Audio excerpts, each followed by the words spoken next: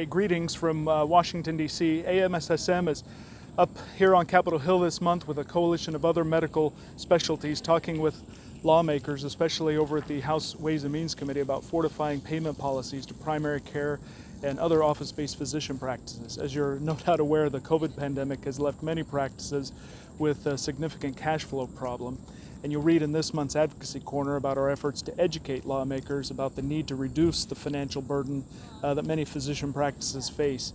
For instance, the Centers for Medicare and Medicaid Services has temporarily waived the budget neutrality requirements that require offsets for certain payment increases by reducing payments to other services, and we're asking lawmakers up on the Hill to consider extending that policy.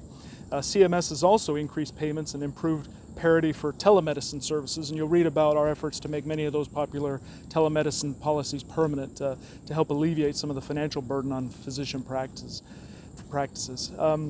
Frankly, the end of this pandemic cannot come soon enough, and we want to make sure that lawmakers on the Hill understand that many physician practices are just going to take months and maybe even longer to return to normal. And heaven forbid, if there's another wave or outbreak this winter, we want policymakers to use their legislative and regulatory authority to work collaboratively with AMSSM and other physicians, stakeholders to enact policies that will not only help physician practices, but will empower you and other physicians to provide accessible, quality, affordable care to your patients, as I know that you want to do.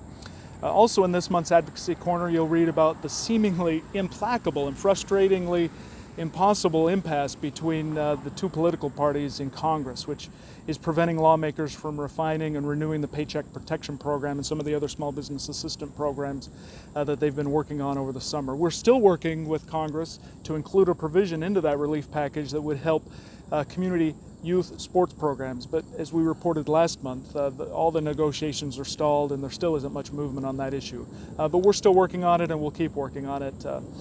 You'll also read about, in the Advocacy Corner, about the new Healthy People 2030 initiative, which lays out some national goals and objectives over the next 10 years to address America's health priorities. Things like increasing the proportion of Americans that are physically active, reducing unintentional injuries, and improving communication between physicians and patients.